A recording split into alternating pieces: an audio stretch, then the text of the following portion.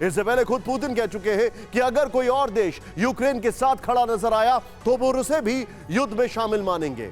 तो क्या यह समझा जाए कि अमेरिका ने अब डायरेक्ट यूक्रेन की मदद करने का फैसला कर लिया है? क्योंकि अगर ऐसा हुआ तो फिर जो बाइडेन का वो स्टेटमेंट सच साबित हो सकता है जिसमें उन्होंने कहा था कि अगर रूस और अमेरिका का टकराव हुआ तो फिर थर्ड वर्ल्ड वॉर शुरू हो जाएगा।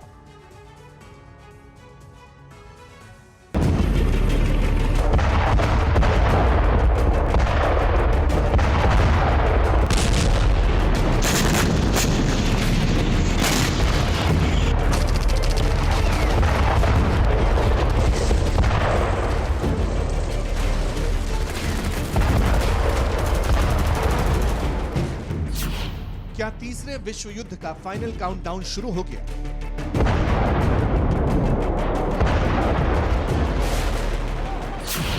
बाइडेन यूरोप जाएंगे, वर्ल्ड वॉर का सीन बनेगा।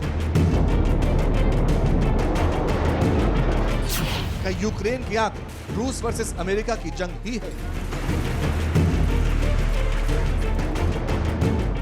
थर्ड वर्ल्ड वॉर की पहली मिसाइल कब चलेगी, क्या पता चल गया? संभावित तीसरे विश्व युद्ध की टाइमलाइन के पीछे इन सवालों के बैकड्रॉप में तीन बड़े सिग्नल हैं, बहुत बड़े संकेत हैं। पहले इन्हें डिकोड करना जरूरी है। पहला सिग्नल बाइडेन का यूरोप दौरा, दूसरा सिग्नल ज़ेलेंस्की का बयान और तीसरा सिग्नल टाइम मैगजीन की हेडलाइन। पहला सिग्नल क्या कहता है ये समझते हैं। रविवार रात अचानक व्हाइट हाउस एक्टिव हुआ, स्टेटमेंट जारी करता है। इसका मॉस्को तक असर क्या होगा ये आगे पता चलेगा, लेकिन पुतिन को मैसेज क्रिस्टल क्लियर था। रूस यूक्रेन जंग के बीच अमेरिका एक्टिव मोड में है। बाइडेन 25 मार्च को पोलैंड की राजधानी वॉर्सो जाएंगे। पोलैंड के राष्ट्रपति एंड्रेस डूडा से 1-to-1 मीटिंग करेंगे। पोलैंड वो देश है जो यूक्रेन के लिए नाटो हथियारों की सप्लाई लाइन बना हुआ है। पोलैंड ही वो मुल्क है जहां सबसे ज्यादा करीब 20 लाख यूक्रेन के लोग शरणार्थी बनकर रह रहे हैं। इस मीटिंग से पहले 24 मार्च की तारीख भी अहम रहेगी, क्योंकि 24 मार्च को बाइडेन ब्रसेल्स में होंगे। अब ब्रसेल्स की स्ट्रैटेजिक इंपॉर्टेंस क्या है ये भी समझ लीजिए। ब्रसेल्स में 30 मुल्कों वाले संगठन नाटो का हेडक्वार्टर है। ये वही नाटो है जो लगातार यूक्रेन को हथियार सप्लाई कर रहा है। 24 मार्च को नाटो एलाइंस, G7 लीडर्स और यूरोपियन यूनियन के नेताओं के साथ बाइडेन की मुलाकात होगी। हालांकि सोर्सेज का कहना है कि बाइडेन यूक्रेन में अमेरिकी सैनिकों वाली पीस कीपिंग फोर्स भी भेज सकते हैं।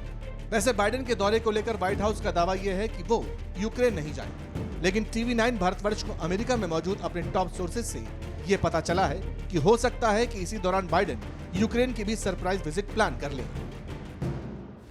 अब अगर जंग के बीच दुनिया के सबसे ताकतवर इंसान ने यूरोप जाने का फैसला किया है तो इसके पीछे जाहिर है बड़ी रणनीति होगी। कई घंटों की, दिनों की मेहनत होगी, क्योंकि ये तो सब जानते हैं कि बाइडेन के मैदान में उतरने का मतलब रूस से सीधी अदावत है।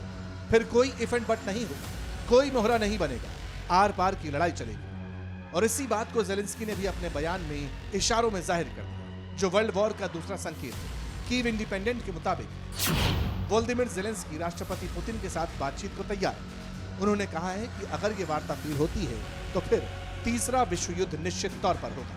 हालांकि रूस ने बातचीत का प्रस्ताव ठुकरा दिया, कह दिया कि बिना निगोशिएशंस इस बातचीत का कोई मतलब नहीं। जाहिर है करीब 3 महीने से जारी ये टकराव यहां रुकने वाला नहीं। अमेरिका और नाटो अभी तक डायरेक्टली इन्वॉल्व नहीं, लेकिन बाइडेन का दौरा युद्ध का टर्निंग पॉइंट साबित हो सकता है। और अमेरिकी मीडिया तो एक कदम और आगे बढ़कर इसे रूस का खात्मा तक कह रही है। टाइम मैगजीन की हेडलाइन देखकर पुतिन आग बबूला हो गए होंगे। अमेरिकी मैगजीन ने रूस के खत्म होने का ऐलान कर दिया। टाइम मैगजीन ने लिखा, रशिया इज डाउन फॉरएवर। ये सारी बातें, सारे बयान तीसरे विश्व युद्ध की भूमिका तैयार करने वाले हैं। और तो और इससे पहले खुद बाइडेन पुतिन के लिए कातिल, ठग और वॉर क्रिमिनल जैसे शब्दों का इस्तेमाल कर चुके हैं। वैसे अभी तक नाटो और बाइडेन जंग से दूर यूक्रेन की तबाही का तमाशा देख रहे हैं, लेकिन अब अमेरिका के तेवर बदले हैं और जाहिर है ये संकेत तबाही वाली तीसरी वैश्विक जंग का सिग्नल तो दे ही रहे हैं।